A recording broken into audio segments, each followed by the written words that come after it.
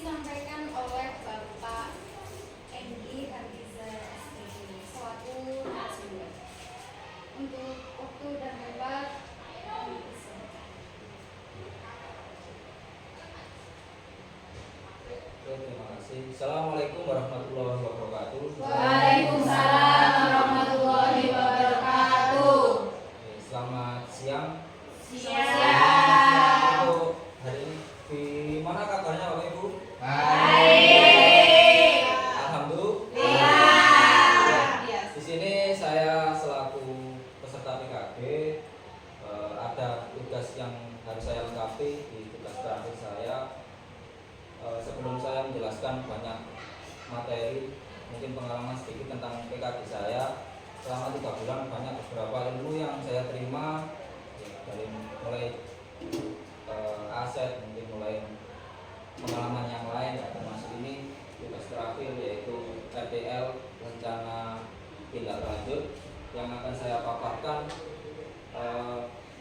Yang pertama di sini saya ambil judul integrasi antara berolahraga dan melakukan bermain peran, yang saya singkat dengan yang di sini tugasnya yaitu dari modul kuatan pemahaman merancang pembelajaran berbasis proyek dengan komunitas belajar sekolah. Jadi nanti di sini saya membuat perencanaan atau program di mana peserta didik bisa membuat peran di dalam pembelajaran tersebut. Oke, next. Di sini pertama, tujuan pembelajaran. Implementasi kurikulum merdeka bertujuan untuk mewujudkan pembelajaran siswa yang holistik dan kontekstual sehingga pembelajaran semakin bermanfaat dan bermakna bagi siswa. Bukan hanya sekedar menghafal materi saja, tetapi demikian maka pembelajaran berbasis proyek sangatlah sesuai dengan harapan pelaksanaan kurikulum tersebut. Berkaitan dengan kurikulum PJOK, maka perlu diterapkan pula sport education model, di mana model ini dibuat untuk pembelajaran berbasis proyek dan mewujudkan pembelajaran yang menyenangkan bagi siswa. Jadi saya ambil pembelajaran kurikulum ini di PJOK, saya membuat program yaitu dengan model sport education model, ya, atau SEM. Pembelajaran tersebut di mana nanti peserta didik bisa membuat peran sebagai ketua penyelenggara atau sekretaris dan bendahara, ya. Oke, next.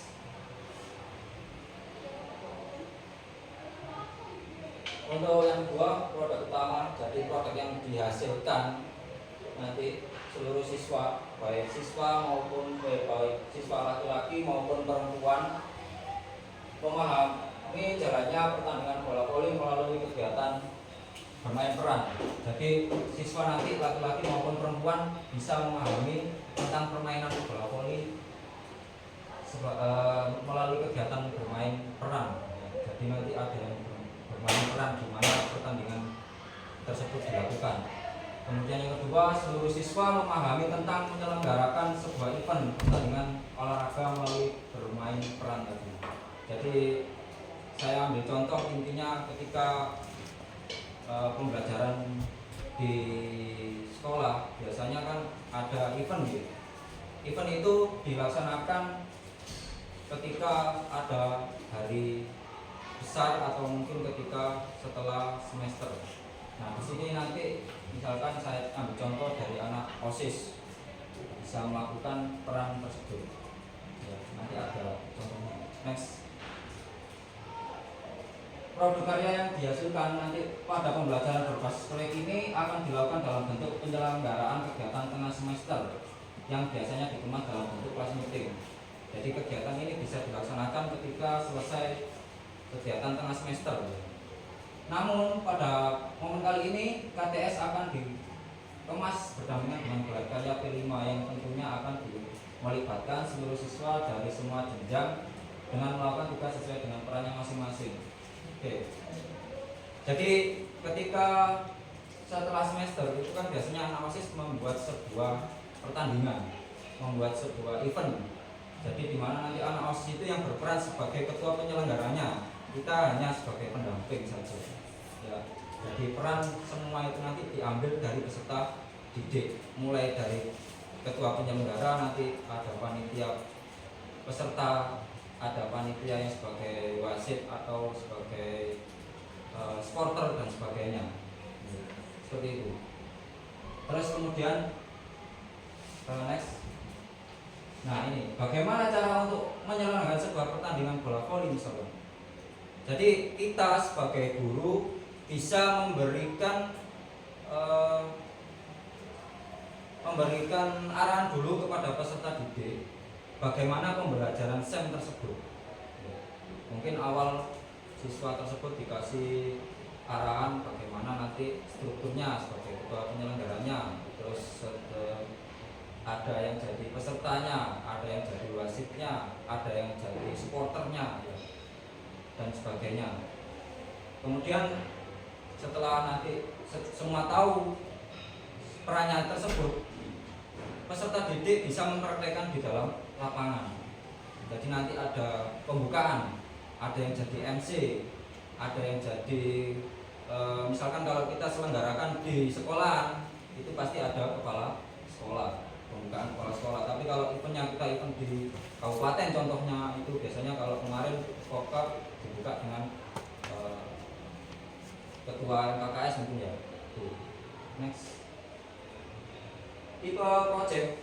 Pada pembelajaran berbasis proyek ini telah direncanakan kegiatan tipe project tantangan membuat ya, jadi siswa nanti membuat karya, bagaimana karya itu bisa dihasilkan dengan baik, yang artinya siswa menyelenggarakan sebuah event. Jadi siswa itu harus membuat event pertandingan entah olahraga apa saja yang dibuat. Oke, next. Model pembelajaran. Nah ini model pembelajaran di sini yang saya gunakan adalah model sport education. Pada pembelajaran kali ini, siswa akan bermain peran sebagai bentuk implementasi pembelajaran berbasis proyek dengan menggunakan SEM. Jadi SEM itu tadi ya seperti itu. Peserta didik bisa memanfaatkan perannya masing-masing.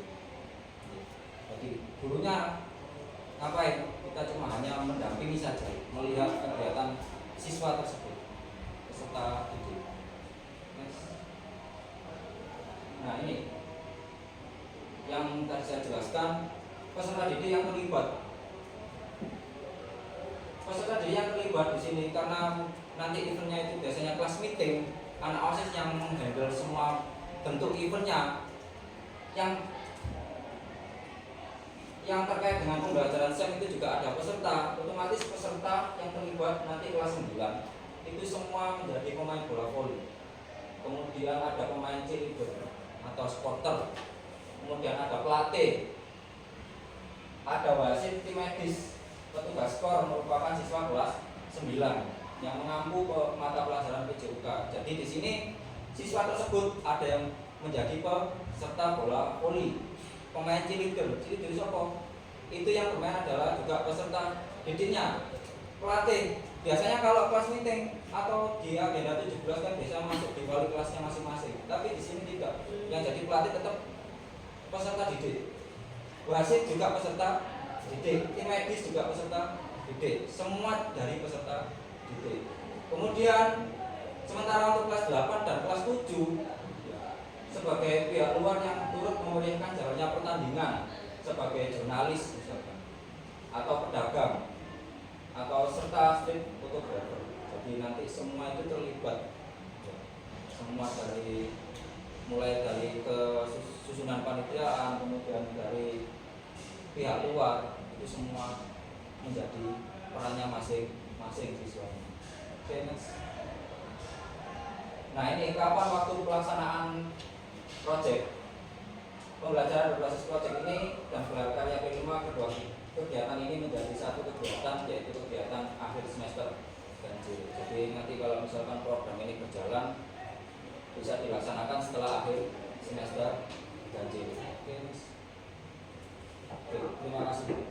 Mungkin dari pemaparan saya pembelajaran SEM yang saya kaitkan dengan peserta didik, ada bapak ibu yang ingin bertanya, monggo bisa bertanya atau berdiskusi di sini, tambahan boleh.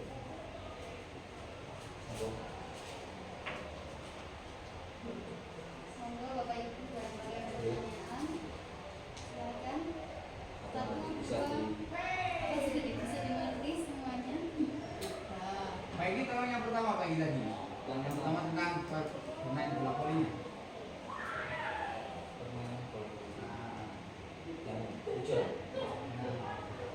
tujuan. Nah ini otomatis nanti kan berarti bola voli ya. Iya. Nah berarti otomatis nanti anak itu berperan sebagai semua yang dibutuhkan dalam suatu perlombaan. Oke. Nah kira-kira berapa waktunya untuk bisa mengkoordinir anak? Ini maunya nanti antar siswa atau antar kelas ini? Oke. Terima kasih. Terima kasih Pak Mudik. Saya ulas nih. Bagaimana nanti untuk pertandingan tersebut waktunya? Karena biasanya bola voli itu berjalan lama. Oke, karena di sini tadi yang terlibat adalah kelas 7, 8, dan 9. Otomatis nanti perlombaan itu dilaksanakan antar kelas. Di mana waktu itu kalau misalkan kita di dalam sekolahan biasanya ada waktu cuma beberapa minggu untuk kegiatan tersebut, kelas meeting. Otomatis bisa jadi nanti event ini ketika misalkan peserta didik yang menyelenggarakan itu adalah OSIS, itu bisa nanti OSIS bisa konsultasi dulu bagaimana ini nanti waktunya Pak. Oke, kita pakai dimodifikasi saja bagaimana kita bermain bola voli, misalkan kita pakai 5 poin atau bagaimana, atau misalkan bola volinya kita pakai bola voli mini biar lebih cepat waktunya, seperti itu. Ada yang lain? Monggo, mungkin pertanyaan berikutnya. Jadi pembelajaran SEM itu semua terlibat. Jadi Bapak Ibu guru itu tidak terlibat dalam pembelajaran ini, namun peserta didiknya yang terlibat di pembelajaran ini.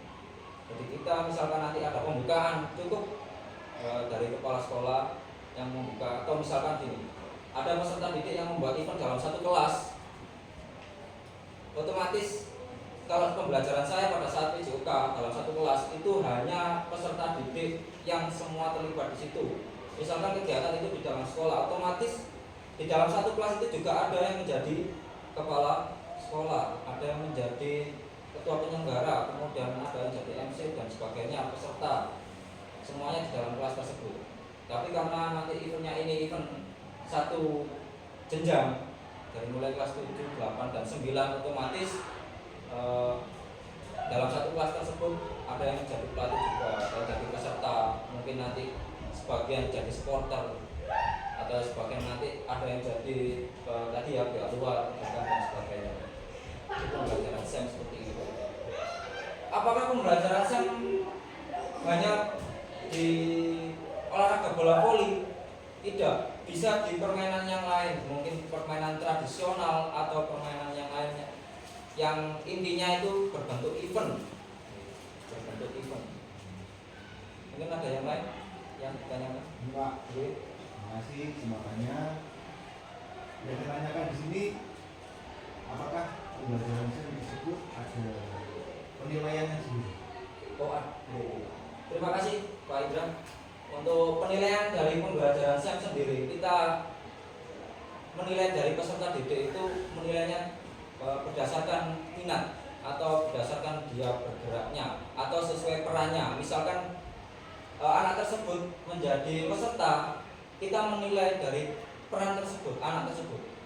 Anak tersebut sudah melakukan perannya sebagai peserta, itu masuk di penilaian. Seperti peran tersebut sudah dilakukan, seperti itu. Terus kemudian ada penilaian, misalkan dia itu menjadi wasit. Peran dia menjadi wasit, kita nilai apakah dia sudah menjadi wasit yang betul atau tidak sebagai peran tersebut. Atau yang lain mungkin bisa menjadi apa ya? Bisa menjadi mungkin kalau di event tersebut kan ada pembukaan. Nah, MC-nya itu sudah membuat MC yang baik atau tidak. Kemudian pada saat ada sambutan dari ketua penyelenggara itu dilakukan dengan baik atau tidak, nanti penilaiannya seperti itu.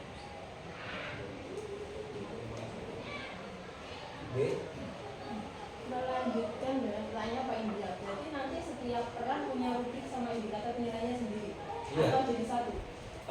Gini, jadi untuk rubrik penilaiannya nanti bisa jadi satu, bisa jadi sendiri-sendiri. Tapi kalau yang saya buat kemarin itu jadi satu. Jadi hanya dinilai perannya, apakah si peserta didik tersebut sudah melakukan perannya, tinggal kita nilai. Misalkan rubriknya 4, 3, 2, 1 seperti itu. Kalau misalkan belum ya kita pakai berapa angkanya. Jadi misalkan di sini kan kalau kemarin saya pelajari pembelajaran SEM itu yang terlibat dalam materi PJK itu adalah materi pembelajaran mapel seni budaya dan bahasa Indonesia. Itu yang terlibat dalam pembelajaran ini karena di sini adalah bukti karya anak-anak itu, misalkan di situ dia di lapangan membutuhkan bukti karya karena kita membuat skor, itu kan juga terlibat dalam materi seni dan bahasa Indonesia karena ada sambutan. Nah, tersebut sambutannya bagus atau tidak itu kan nanti terkait dengan mapel bahasa Indonesia. Jadi, mungkin ada yang lain? Oke. Jadi ini mapel PJK bisa kolaborasi sama mapel lain? Iya bisa. Bisa. Ya itu tadi. Kenapa saya bilang berkaitan dengan mapel PJK dengan mapel yang lain? Karena itu siswa tersebut pada saat membuat event otomatis kan ada pembukaan, dan pembukaan itu kan pasti ada MC. Nah MC atau pada saat ada yang sambutan itu juga nanti dari sambutan tersebut kan terkait dengan mapel bahasa Indonesia. Nah pada mapel bahasa Indonesia mungkin guru bahasa Indonesia bisa menilai siswa tersebut dengan bahasa yang baik atau tidak. Seperti itu. Salah paham Bu? Ada yang lain? Yang kedua, berhubung dengan penilaian tersebut, kira-kira kalau pembelajaran ini penilaiannya kalau tergantung minat berarti Bapak biasanya menempatkan penilaian itu ada di depan. Kalau misalnya di depan berarti kan ada pembagian. Ya. Dan minat anak itu memiliki kesukaan yang berbeda-beda. Dan bagaimana cara Bapak itu mengatasi dengan perbedaan anak yang beragam. Jadi anak-anak tidak memilih oh ini aja yang gampang, oh ini aja yang susah. Nah itu nanti gimana cara menghadapi hal tersebut? Untuk menghadapi hal tersebut, gimana peserta didik itu akan menjadi peran. Saya contoh misalkan di sini di pembelajaran tersebut, misalkan di satu kelas gitu, saya membuat pembelajaran SEM. Mungkin di dalam kelas tersebut kan pasti ada ketua kelas atau yang lain. Misalkan di situ materinya bola-voli, otomatis anak-anak sudah berkolaborasi sendiri, memilih, wes aku tak bagian ketua, karena biasanya ketua kelas itu langsung saya tunjuk untuk menjadi kepala sekolah misalkan, untuk yang struktur lainnya menjadi ketua penyelenggara. Nah di situ nanti ada yang jadi peserta, misalkan oyo-oyoan nggak mau jadi yang jadi MC atau jadi yang lain, yang dimaksudkan seperti itu gitu. Kalau misalkan saya misalkan saya menemukan hal tersebut, biasanya langsung daripada nanti waktunya habis langsung saya tunjuk aja. Jadi penilaiannya nanti saya lihat dari akhir, langsung saya tunjuk, wis ini yang jadi peserta, ini yang jadi supporter, ini yang jadi wasit, ini yang jadi tim medis dan yang lain sebagainya.